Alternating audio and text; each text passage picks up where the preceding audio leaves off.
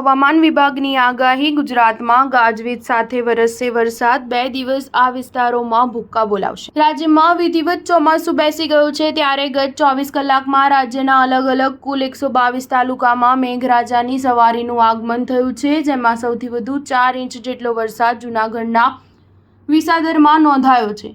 આજે જૂનાગઢમાં 109 મિલીમીટર જ્યારે કચ્છમાં 97 મિલીમીટર વરસાદ હવામાન વિભાગના ચોપડે નોંધાયો છે, જ્યારે Banaskantha 64 millimetre, Patan 60 millimetre, Navsari 44 millimetre, Bharuch 43 millimetre, Vadodara 48 millimetre, Jamnagar 55 millimetre, Devbhumi Dwarka 35 millimetre વરસાદ નોંધાયો છે, જ્યારે મોરબી, સુરેન્દ્રનગર, અમદાવાદ, ગાંધીનગર, અરવલ્લી, સાબરકાંઠા, ગીર સોમનાથમાં સૌથી ઓછો એટલે કે 10 મિલીમીટરથી ઓછો વરસાદ નોંધાયો છે। તો બીજી તરફ હવામાન વિભાગે આગામી 26 જૂનથી 30 જૂન સુધી એટલે કે 5 દિવસ માટે વરસાદને લઈને આગાહી કરી છે, જેમાં આજે ગુજરાતમાં મોટાભાગના જિલ્લાઓમાં હળવાથી મધ્યમ વરસાદની આગાહી કરવામાં આવી છે, જ્યારે રાજ્યના 6 જિલ્લામાં ભારે વરસાદની આગાહી કરવામાં આવી છે।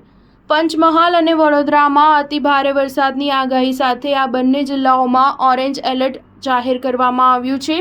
હવામાન નિષ્ણાત અંબાલાલ પટેલની આગાહી અનુસાર આગામી 5 દિવસોમાં વરસાદથી વંચિત ઉત્તર અને મધ્ય ગુજરાતમાં વરસાદની શક્યતા છે। અમદાવાદ, ગાંધીનગર, વડોદરા, છોટાઉદેપુર અને આણંદ જેવા શહેરોમાં ભારે વરસાદ થઈ શકે છે, જ્યારે દક્ષિણ ગુજરાત અને સૌરાષ્ટ્રમાં ભારે વરસાદ યથાવત રહેવાની શક્યતા છે। 28મી જૂનથી 5મી જુલાઈ સુધીમાં રાજ્યભરમાં ભારેથી અતિભારે વરસાદ થવાની શક્યતા છે। સ્ટાર ન્યૂઝ 7 હંમેશા સચ્ચાઈની સાથે।